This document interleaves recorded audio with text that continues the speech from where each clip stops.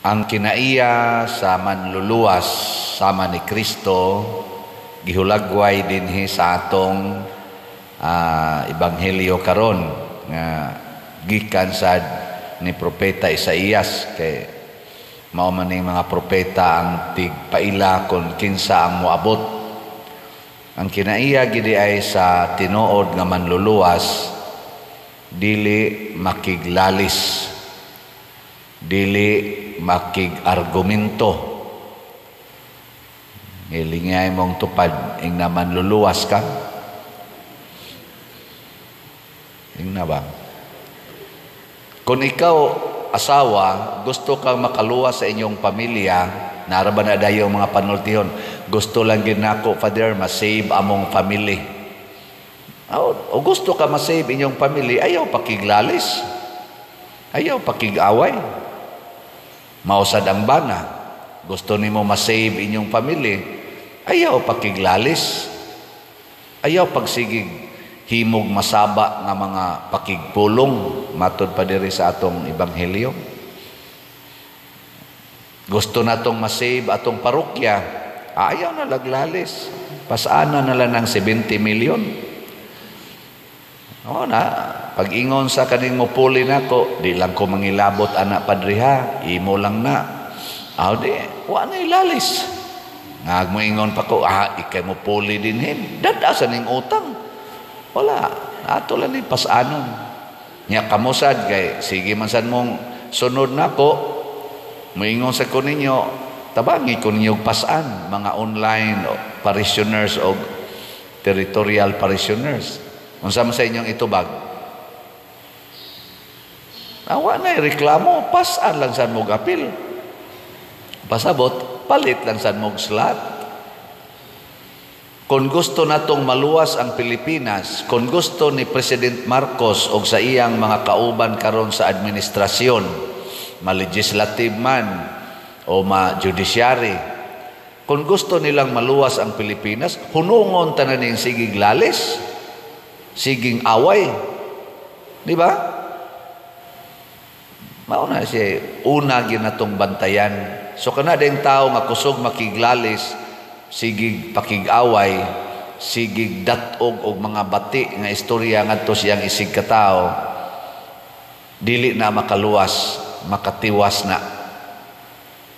Nga ikaduha, nga kinaiya sa manluluwas, magsigi ra gid siya hatag og kaayuhan ngadto sa uban. Muna si Kristo giplanuhan nga patyon sa mga buangon nga mga Pariseo, mga leaders atong panahona nga masinahon kaayo. Ilang giplanuhan nga patyon. Nilikay ra si Kristo, pero nikuyog ang daghang mga tao, iya lang gyapong giayo sila sa ilang mga sakit. Kana ba ang tao nga manluluwas, magsige ra gid nagbuhat og maayo. Ug unsa may maayo, kanang makalipay sa lawas ug sa kalag. Parabita ng mga manag-uyab, lipay kayo magkuyog. Nga magsigig tinukhangay. Unsa man na? Tinuod na nga makaluwas. Labi ang babae battered sa iyang parents, nga mo text dayos uyab, nasakitan ko sa akong mga parents. And siya, I'm just here for you. Kuyog ta. Nga tinukhangay din sila dito maayo. Aron malipay ko no. Unsa man na, tinuod na nga kaluwasan. Date din sila dito, motel dayon, or hagunoyan dayon, or kabulihan, kasagingan. Unsa man na, tinuod na nga makaluwas. Physically, murag nakaluwas. Ang mga laki sad, animal ni ako mga parents, sigihan lang ko direk sulting, way ayo, teksang barkada, duwa ta computer, mag-enjoy ta, unwind ta. Nya kung magduwa, suyop ta, suyop sa dito, makaluwas na. Makaluwas physically for a temporary period of time. Pero ang kalag kung dili gani maluwas, wa gyapon ay kapuslanan. Lawas og kalag muna ang healing ni Kristo lawas og kalag. O giunsa man niya pagluwas ang kalag? Iyang gitudluan sa kamatuoran. Wa ra siya naghealing, pinaagis iyang gahom, kay Ginoo man siya, nanudlo siya sa kamatuoran, dili ng bakak. Karon na ay fake news nga daghan kaayos kalibutan. Musulti ang usa ka vlogger, batok sa atong administrasyon, motubag sang administrasyon, fake news na. Nya inigsulti sa administrasyon nga fake news na, motubag sa mga vloggers, fake news ang iyang gisulti. Kisa naman roy fake news ani? Unsaon pag ila nga kamatuoran na? Sa man, kinahanglan magkuyog ang ebidensya ug ang pulong. Muna gitawag sad sa among kinabuhing mga pari nga walk the talk. Kana bang unsay imong gisulti mausay kamatuoran nga nahitabo, mo to'y ebidensya. Tawgo na nila karon og resibo. Unsa may resibo nga naay 5,500 flood control. Nga inigbagyo, wa na'y flood. Niya karon kay manglutaw man tas tubig. Isa to pa, dili to tinuod nga naay 5,500. Unya kay gibudgetan man kunutog 500 billion pesos. Wa na, napalid sa baha ang 500 billion. Nana. Ipakita ba resibo? Fake news na. Kanang police report sa LA, fake news na. Hay man di ay ang report nga dili fake news. Gitampered na sa mga sa tinga nato niya, gitampered na sa mga propagandista, mga sa panang uban. Hay man da itong dili tampered, ipakita kay atong iadto ngadto sa LA police station, dadto na didto unya ipakita hay may tinuod ani kaning giingon nga dili tampered o kaning tampered, hay man gitinuod ani biok ba kuno nang inyo dihang kuan be record musugot man na sila didto kay ngano man ang ilang ang credibility so nang kay LA police station mo imong i-accuse nga gitampered. Nya ipangkiha ng mga nagtampered. Si Kristo, pag ingon niya, ako ang Ginoo, giubanan dayon sa buhat nga pangginoo. Muna ningos Kristo, kung di mo mutuo sa akong gisulti, tuuhin ninyo ako mga buhat. Kaya nga ako mga buhat nagsaksi kung kinsa ko. Mauna ang mga Israelita, human sa 430 years nga didto sila sa Ehipto, gitagaan sila kagawasan ug nisunod sila sa Ginoo ug ang Ginoo nagdahan nila. Muna makaingon kita, chosen people ba ni ang mga Israelita? Moingon kita, yes. Ngano man, ang pulong sa mga propeta nag-ingon sila ang piniling katawhan sa Dios. Ug unsa may ebidensya, nang lakaw sila baktas sa disyerto, niabot silang 40 ka tuig nga nagbakta sa disyerto. Pila ka buok tao ang nagbakta sa disyerto nga wa mananom, way pagkaon, way mainom, pero nabuhi for 40 years. Pila ka buok? Bana-banaan ninyo. Matod pas unang pagbasa, ang nilakaw, giihapra ang mga lalaki, 600,000 people. Way labot pag-ihap ang mga bata o ang mga babay. Unya kung natong idugang, 10 minos, ang anak ana mga Israelita, 10 yung minos, 5 kabuok. Kay padaghanay mo na sila. Si Jacob gani, 12 kabuok. Padaghanay mo na kay maubitang nahadlok ang mga Ehiptohanon kay nidaghan og maayo ang mga Israelita. So i-times nimo ang 600 og 5. 600,000 times 5. Pila na na? 3 million. Nga, punaan pagid nimo og laing 600,000 kay ila ding asawa. 3,600,000. Nya doon naman kuno nanguyog nga dakong panon sa laing mga tao. Ibutang na sa nato, i-times na sa nato 1. O di 4.2 na milyon. Nya kuyog ang tanan nila mga kahayupan. Gisayunan nga na. Nya magbaktas kag 40 ka tuig nga wa mo mananom, kinsa may moatiman ninyo? Nya nilabang pagid sila atong dagat. Kinsa may moatiman ninyo way Ginoo? Mao nay ebidensya. So dili ra pulong sa mga propeta gipruibahan sa gipakitang buhat sa Ginoo. Ug ang buhat sa Ginoo dinhi sa atong ebanghelyo nga gihisgutan, hustisya. Dili siya mohunong hangtod mapatunhay ang hustisya. And what is justice? Sa Ginoo mga igsoon, kanang mawa ning sala. Ang sala ba? Gilingya imong tupad ina naapay sala sa inyo. Sa inyong balay ba naapay sala? Wa man mo manglingi. Og naa gani sala, pasabot doon na pa kay angay buhaton para mapatunhay ang hustisya. Kay kanang sala mo ginay inhustisya. Og ari na sa atong panggobyerno gitawag na siya og illegal or crime.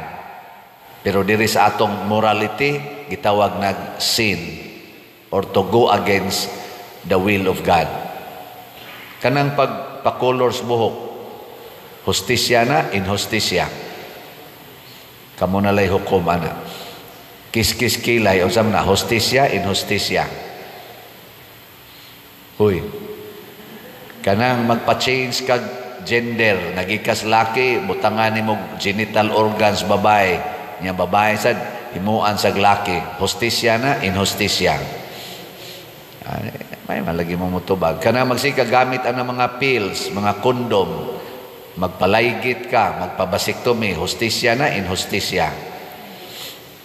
Ganang mangural kas agianan sa imong silingan na huot na kay ila agianan, di nimo paagion, hustisya na, inhustisya. Kanang parkingan nimo ang daan, kanang public road or subdivision road ninyo, inyong parkingan nga ang two-way, mahimo na lang one-way. Unsa man na, hustisya, inhustisya. Kana, i-check na nato. Kanang bana nga magsigig tanaw sa silingan nga mubo kay short, hustisya na, inhustisya. Kanang asawa nga magsigig yaw-yaw sa bana, yang mukablit ang bana, iwakli dayon. Unsa man na, hustisya, inhustisya. Kana, i-check na ninyo. Kanang mga anak nga magsigig duwa ng computer, way hunong-hunong, wanay tabang-tabang, sa trabaho os balay, dagko ra ba kay kaon, inikaon, unsa man na, hustisya, inhustisya. Ala, ipang-check na nato. Kanang pari nga magsigig baligyag slat, unsa man na, hustisya, inhustisya. Para ibayad sa utang nga 70 million o ipatukod og mga balay, hustisya na, inhustisya. Kana sa mga parishioners nga di gyud mo palit og slat, magpakabungo lang, unsa man na, hustisya, inhustisya. I-check na oy. Mo na atong kwan, nya unsa may bunga kung ma-practice ang hustisya, naa dayoy kalipay, kalinaw og kauswagan. Kanang kalipay, kalinaw og kauswagan bunga na sa hustisya nga Diosnon, dili hustisya ra nga kalibutanon. Wa gani ng kalinaw, kalipay o kauswagan isip nasod, way Ginoo diha. Muna ang mga Israelita, nakaabot yun sa yuta ng ilang adtuan kay nagkuyog sila sa Ginoo. O ang ilang leader mao si Moises. Muna ako, mobalhin man ko nga tos Compostela, magbaon aning 70 million, mailahan raon niya ninyo kung naatay Ginoo, kay mahuman manginigbayad. Mailhan sa na kamo mga nagsigig paminaw nako nga nagsunod gyud mos Ginoo kay mo palit man gyud mog slat. Di ba? Na gusto na sad mog update. Sige, ako bang i-update ha.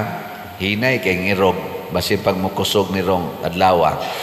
Ang atong grace, ang atong halin 8,287 na kaslats, naapay 691,713 kaslats. 100 pesos per slot. Nya nani 70 slot challenge nga tag 7,000. 38 na sad ka challenges ang atong nadawat. Ang atong CTU-MM, katong atong itukod og mga balay, remaining houses, mga 12 ka houses, 5,546 na ang atong halin o naapay 1,454 ka slots nga available, 100 pesos per slot. Nya doon na sa 61 slot challenge nga tag 6,100, 31 na ka slots o ka-challenges ang atong nadawat. Pakpakan na to ang namalit na tog slots. Salamat kayo. Sa hinay-hinay na to ani, mahurot kini siya. Nga unsaon pagpadalangan para mo palit mog slot, mangutana man mog unsaon pagpalit og slot, kuan lang. Kaning atong tanawa lang ning atong official information. Ipadaan ning atong bank accounts, or aning atong GCash accounts, pero sa pagkakaroon puno ng akong GCash di na masudlan, or ipadalangan through our kaning mga ngan din official contact persons, pinaagi kwarta padala niya amo nang i-record o i-claim.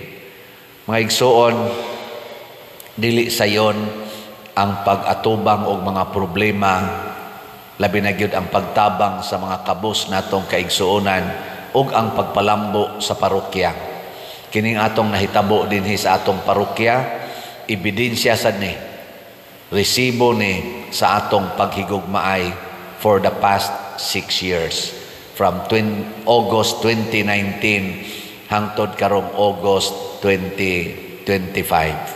Salamat ninyo mga parishioners nako, online o territorial parishioners, kay dako kay tag nahimong ebidensya. Muhimo lang niya kog comprehensive report unya sa tingalis mga last Sunday. Ako pang gibalay-balay ang akong i-report ninyo para kamo mga online parishioners throughout the world makakita pod mo sa atong nahimo for 6 years. Karon mobalhin ko sa Compostela kung makaabot pa ko dito. Masaban, makuyog pa muna ko, dili. Ang mga Israelita nagkuyog-kuyog for 40 years. Karon 6 years pa ta. Ato paning punan ha. Kamo dinhing tagaliluan, mahimo na muna kong online parishioners. Sugod karong August 5. Onya, ang mga taga-Compostela mo na say akong territorial parishioners. Pero ang kinabag-an natong mga parishioners online, padayon ta. Tuloy ang ligaya o tuloy ang pagsama-sama.